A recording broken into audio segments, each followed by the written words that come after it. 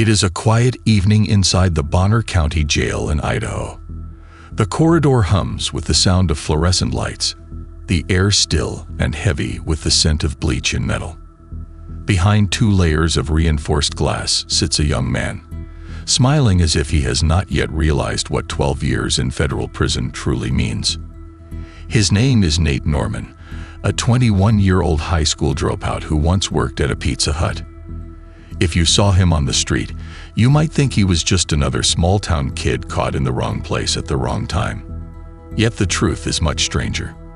Outside the room, guards move with a slow pace, keys jangling softly. In a few hours, Nate will stand before a federal judge to hear his sentence for trafficking thousands of pounds of marijuana across the Canadian border. He has already spent months in custody, replaying every moment that led him here. The deals, the laughter, the money counted in stacks that never seemed to run out. Now, sitting behind the glass, he looks calm, almost proud. His parents are waiting in the courtroom, their hands folded tight. The town that once mocked him will soon remember his name for something far larger than anyone expected.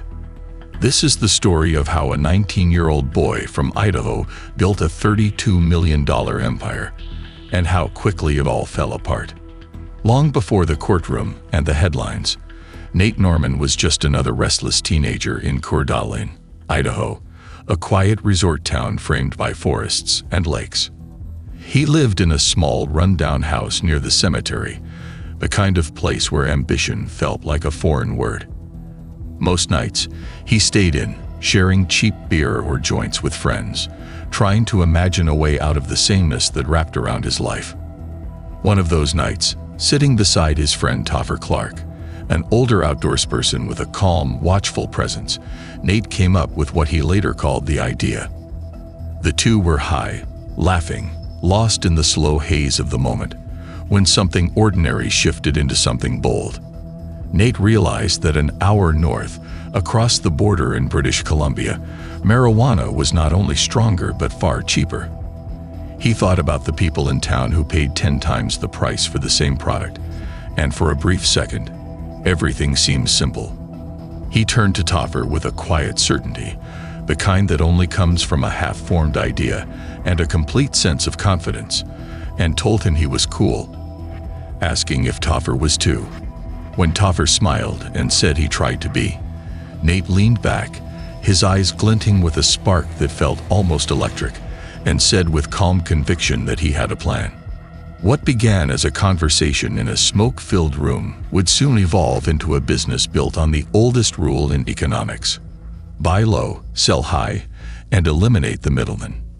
Within months, that plan would grow beyond anything Nate could have imagined. In the stillness of that small Idaho night, a 19-year-old dropout had just changed the course of his life. Before the plan, before the money and the chaos, Nate Norman was simply another small-town boy searching for direction. Cordalin, his hometown in northern Idaho, was a place of postcard beauty. Clear lakes, quiet forests, and a rhythm that never seemed to change.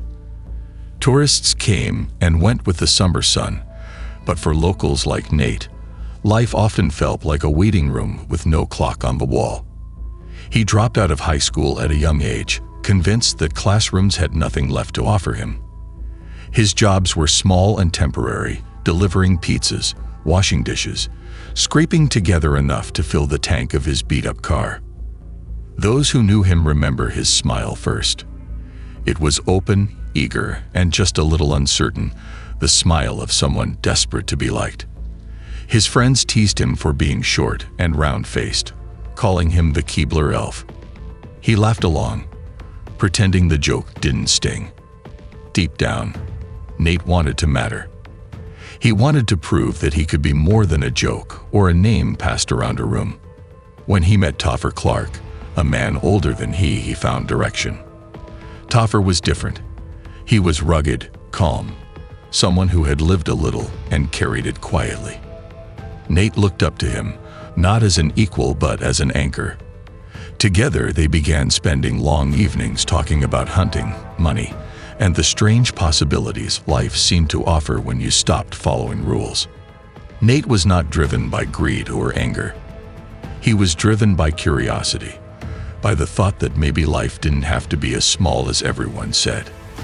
It was that thought, whispered somewhere between boredom and bravery, that would turn into something far greater than either of them expected. In a town built on routine, Nate Norman was about to find his escape, though it would take him somewhere far more dangerous than he could ever imagine. It began on a quiet evening that felt like every other, inside a cluttered living room that smelled faintly of smoke and cheap beer. Nate Norman sat across from Topher Clark, his closest friend, and the one person who never laughed at his strange ideas. Both men were high, lost in the familiar fog of another night spent chasing a temporary calm. Yet beneath the laughter, a thought was forming in Nate's mind, something simple, reckless, and brilliant all at once. He had heard stories about Canada, about a small town called Nelson where marijuana flowed freely and nobody seemed to care. British Columbia's famed BC bud was cheap, potent, and everywhere. In Idaho, the same weed sold for 10 times the price. To Nate, it sounded like a gap in the market, a door left open by the universe for anyone bold enough to walk through. He thought about it for days, tracing the route on a worn-out map, imagining the drive north, the empty roads, the ease of crossing a border that barely felt like one at all. When he finally spoke, his voice was steady, almost casual. He turned to Topher with a quiet certainty, the kind that only comes from a half-formed idea and a complete sense of confidence, and told him he was cool, asking if Topher was too. When Topher smiled and said he tried to be, Nate leaned back, his eyes glinting with a spark that felt almost electric, and said with calm conviction that he had a plan. At first, it sounded like the kind of thing young men say when they're high and restless. But the next morning, the idea stayed. It survived the hangover, the doubt, and the monotony of another shift at Pizza Hut. It was simple enough to seem harmless, daring enough to feel exciting. Drive north, buy the weed, bring it back, and sell it to friends. No gangs, no violence, just profit. A small operation, he told himself. Something easy. The plan transitioned from fantasy to action almost effortlessly. They borrowed a car, packed sandwiches, and drove toward the border, guided by little more than curiosity. In those first hours, there was no fear, only freedom. Nate didn't know it yet, but that drive through the open country would mark the beginning of a story that would spiral far beyond anything he could control. The first trip across the border felt like a game of chance. Nate and Topher parked their car on a dirt road near the edge of a field, the sun high, and the wind brushing through the wheat. They walked until the signs turned from miles to kilometers, until the air itself felt different, and when they saw a man smoking openly in the middle of a quiet Canadian street, they realized how easy it all was. They asked to buy a pound, and he sold it without hesitation. The product was clean, strong, and cheap. $1,600 for something that would sell for 10 times as much back home. They returned to Idaho and sold the pound in a matter of days. The profit was enough for 2 pounds. 2 became 4, 4 became 8. Every run was faster, smoother, more confident. Within 4 months, they had earned more than $100,000. Nate's small house near the cemetery became a hub of quiet celebration, filled with new clothes, loud laughter, and the kind of careless energy that follows easy money. His friends were in awe, asking how he did it. Some wanted in. Nate didn't recruit anyone. They recruited themselves. The operation expanded quickly, almost accidentally. They created routes through the forest, carrying hockey bags filled with marijuana under the cover of darkness. There were lookout cars, contingency plans, and even emergency food caches buried along the trail. It was simple in theory, but the discipline was remarkable. Investigators would later liken their coordination to that of a military unit. The difference was that their army consisted of children barely out of school. For Nate, the rush was intoxicating. It wasn't the weed or even the money. It was the sense of mastery, the feeling that he had outsmarted a system built to keep him small. Each successful run fed his belief that he was untouchable. There were new cars, new clothes, girlfriends, and parties by the lake that lasted until dawn. Cash piled up faster than he could spend it, sometimes stacked in boxes under his bed, sometimes stuffed into duffel bags with no clear destination. In those months, he stopped being the boy people laughed at and became someone everyone wanted to know. The dropout, the pizza delivery kid, had built an underground empire worth millions, and it had all started with a single drive north and a single thought that refused to die. But behind the thrill, something darker was already forming, the kind of pressure that money and adrenaline can never silence. As the months turned into years, the operation shifted from being primarily about profit to being more about sensation. The cash was constant, the weed endless. But what truly consumed Nate Norman was the feeling that came with every run. The quiet of the forest at night, the sound of boots pressing softly into the wet earth, the glow of flashlights moving in rhythm through the trees. It all carried a kind of pulse that no drug could match. Each trip across the border was a test of nerve.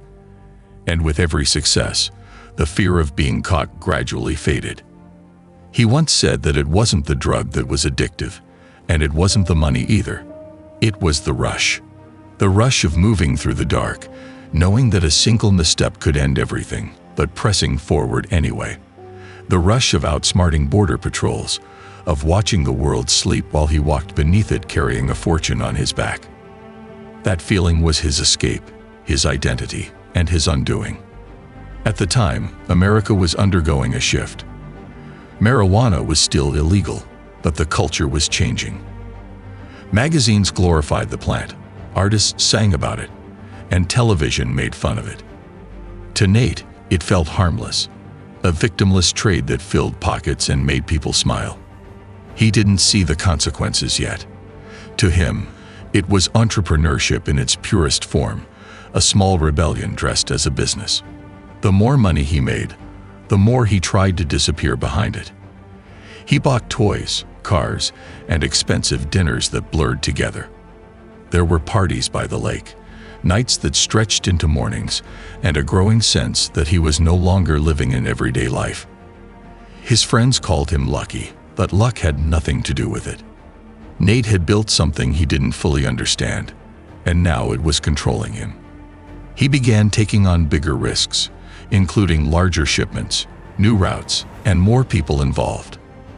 The network spread faster than anyone could track. It wasn't a handful of friends anymore. It was a machine powered by greed, fear, and adrenaline. In that rhythm, in the constant motion of risk and reward, he forgot where it all began. The quiet boy from Idaho was gone, replaced by someone who thought he was unstoppable. But empires built on chance don't stay balanced for long. Somewhere in the woods between Idaho and British Columbia, the rush that had once felt like freedom began to sound more like footsteps catching up behind him. By late 2002, the illusion of control had begun to crack. The runs were bigger, the profits higher, but the danger had taken on a new shape. It was no longer the quiet threat of border patrols or hidden cameras. It was other smugglers, other crews who wanted the same money, the same paths, the same territory. Among them was a young man named Brendan Butler, another local who had built his own network and believed Nate Norman was stealing his business. What followed was the inevitable consequence of easy money colliding with pride. Butler wanted to send a message, something that would remind everyone who controlled the flow. But the plan spiraled into something far worse. Brendan had been watching Nate's network expand with quiet fury, seeing his own profits collapse under the weight of someone younger, louder, and far more reckless. In his world, reputation was survival, and humiliation demanded blood. He decided that if he could not outsmart Nate Norman, he would erase him. To do it, he reached out to a man named Giovanni Caricio, a volatile acquaintance who knew just enough about violence to believe he could control it. Wang promised Giovanni $100,000 to kill Nate, offering $5,000 upfront, a deal that glittered like a jackpot to a man with no steady future. Giovanni agreed, gathered two friends, and together they prepared for a swift and clean execution somewhere in the woods near Hayden Lake. But the plan began to rot from within almost immediately. The promised down payment never came. Weeks passed, and Wang grew careless, high on cocaine, and convinced that fear alone could keep his men in line. When Giovanni finally confronted him in the forest, demanding the money he was owed, the conversation turned to shouting, then to chaos. Enraged and humiliated, Giovanni grabbed Wang by the throat, pressing until the sound left his body, and in a sudden, irreversible act, slit his throat to hide the evidence. The body collapsed in the same patch of earth where Nate Norman was meant to be buried. The murder sent shockwaves through Cordalin, a town unaccustomed to such brutality. Suddenly, what had started as an adventure between friends looked like a war. In the months that followed, the investigation into Wang's murder led detectives down the same narrow corridors of greed that had built Nate's empire. They uncovered the web of betrayal that began with unpaid debts and ended with a throat cut in the woods. Giovanni Caricio, the man who had once been promised $100,000 for a killing that never happened, found himself standing in a courtroom instead, facing a sentence that would last the rest of his life. He was convicted of first-degree murder and sent to prison without the possibility of parole. The others who had followed him received their own years behind bars, each one another echo of the night when loyalty, drugs, and fear had collided. The headlines framed it as justice, but in truth, it felt more like the final ripple of a story that had already drowned everyone involved. For Nate, the news was a breaking point. He had built his world on the belief that his business hurt no one, that he was just moving a product people already wanted. But death changed everything. When investigators began to connect Butler's murder to rival smuggling rings, Nate's operation no longer seemed invisible. The woods he once walked so confidently now felt like a trap. State police and federal agents started piecing the puzzle together, tracing trails of money, phone calls, and names whispered in fear. What they found shocked them. A network of young men running drugs with the attitude of soldiers. Scout cars patrolled the roads, emergency catches of food and supplies were hidden along trails, and the operation moved with near-military discipline. It was as if these teenagers had built their own covered world right under the law's nose. Those who knew Nate said he began to change. He grew quiet, distracted, always looking over his shoulder. The thrill that once pushed him forward now turned against him. Paranoia settled in. He knew that something was closing in, though he couldn't yet see how fast. The same adrenaline that once made him feel alive now reminded him he was being hunted. And for the first time, Nate Norman began to wonder how his story would end. The arrest came quietly, without the chaos of flashing lights or the drama of a chase. After months of surveillance, investigators had gathered enough evidence to unravel everything Nate Norman had built. The calls, the crossings, the money, all of it traced back to him. When the officers finally showed up, he didn't resist. He stood still, hands open, the weight of inevitability pressing down on him. In that moment, the empire he thought he controlled vanished like smoke in winter air. News spread quickly through Cordalin. The boy who once delivered pizzas was now accused of running a $38 million smuggling ring. Families whispered in disbelief. Friends who had once joined the run stayed silent, pretending they had known nothing. The court charged 24 people, but all eyes fell on Nate. To the public, he wasn't just part of it. He was the mastermind, the so-called kingpin. The trial revealed what the headlines never captured: a group of young men who stumbled into wealth they didn't understand, led by someone too young to see the difference between success and disaster. Investigators described the operation as disciplined, methodical, and astonishingly effective. Yet when Nate spoke, he was neither hardened nor cruel. He was candid, almost childlike, explaining how it all began with a simple idea and a drive through the forest. He said he never recruited anyone, never ordered anyone around, that it just grew until it was too late to stop. The courtroom was packed the day of his sentencing. His family filled the first rows, their faces drawn tight with a mix of hope and dread.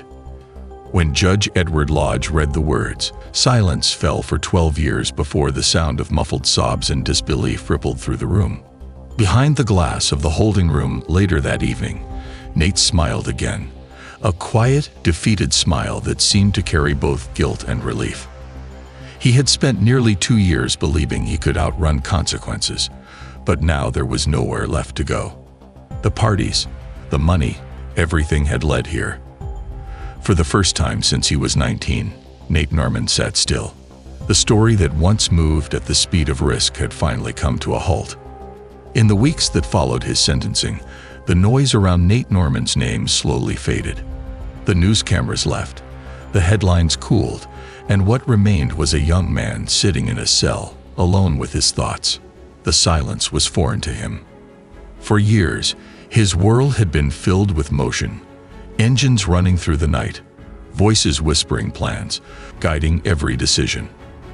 Now there was only the hum of the prison's ventilation and the long, unbroken hours that forced him to face what he had done. He thought about his parents the most. He had always wanted to make them proud, to show them he could be something more than a dropout from Idaho. But pride had blurred into recklessness, and ambition had disguised itself as freedom. In chasing the life he thought he wanted, he had lost the one that truly mattered. In court, he had told the judge that he wasn't a kingpin, that he never meant to lead anyone astray. He said it was never about drugs or power, only the thrill of seeing something work. But sitting in that narrow cell, he realized that it didn't matter what he intended. People had been hurt. Families had been broken. A young man named Brendan Butler had lost his life because of the world Nate helped create, and no explanation could change that. Letters began to arrive from his family. Some were filled with love, while others were filled with quiet disappointment. He read them all, again and again. He wrote back, promising to do better, to come home a different man. He told his brothers never to follow his path, never to mistake risk for courage or money for meaning. For the first time in his life, his words carried the weight of experience rather than impulse. He started reading, learning, and reflecting. In the stillness, something began to shift. The rush that had once consumed him was gone, replaced by a slow, steady understanding of consequence. He could not undo what had happened, but he could learn from it. And somewhere between the bars and the silence, the same curiosity that once led him to Canada began to point him in another direction, toward the possibility of change. When Nate Norman walked out of federal prison, the world felt quieter than he remembered. The air was cleaner, the sky wider, yet the silence carried its own weight. 12 years had passed since the night he first crossed the border with a backpack full of marijuana.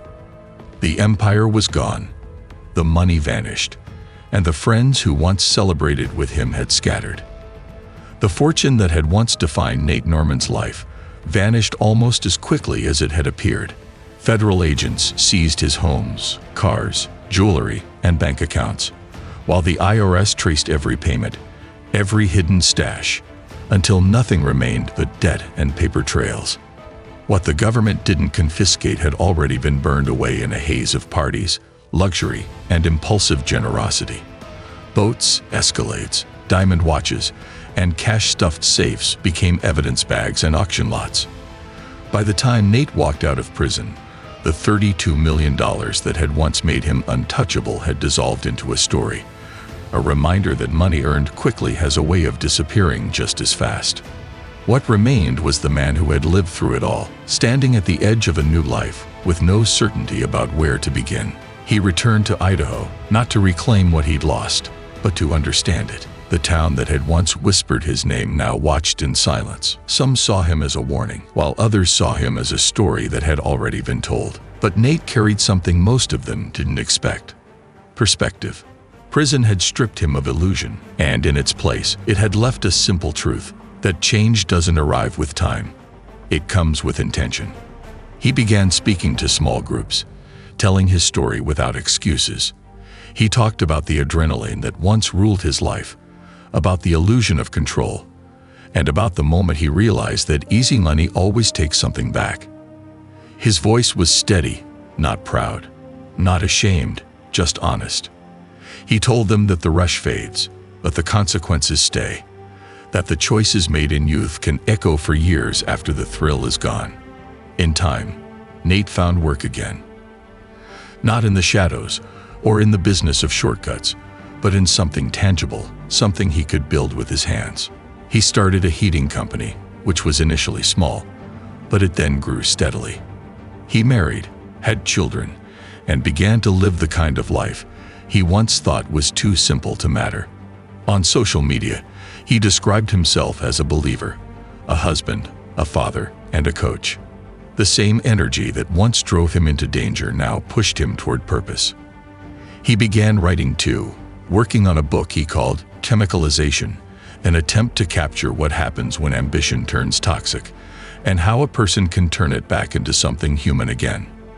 He knew not everyone would forgive his past, but forgiveness was never the goal.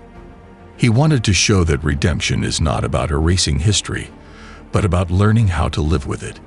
In his quiet way, Nate Norman rebuilt himself, not into the legend that headlines once described, but into a man who could finally sit still. The boy who chased danger through the woods had found peace in ordinary days.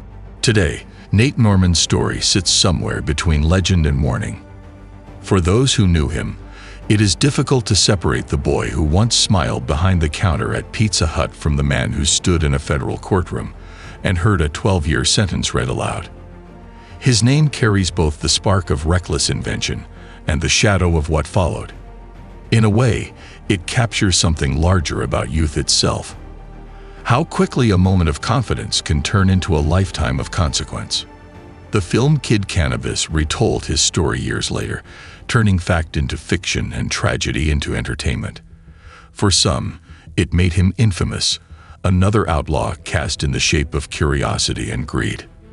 For others, it became a reminder that behind every headline is a person who made one choice too many. The truth sits quietly between those extremes. Nate was not a mastermind, nor a hero, nor a villain. He was a 19-year-old who discovered a loophole in the system and stepped through it without understanding what lay on the other side. His life after prison is proof that transformation is possible, even if it never erases what came before. The same restlessness that once drove him across the border now fuels his effort to speak, to teach, and to warn others about the difference between opportunity and temptation. He does not romanticize what happened, because there is nothing romantic about loss.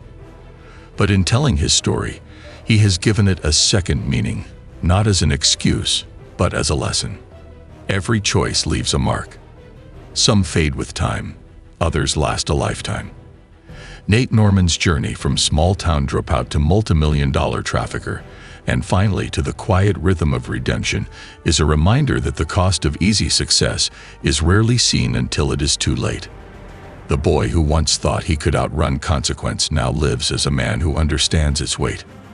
And somewhere in northern Idaho, as the wind moves across the trees and the lakes shimmer in the afternoon sun, the story still echoes, not as a tale of crime or fame, but as a quiet reflection on how quickly we can lose ourselves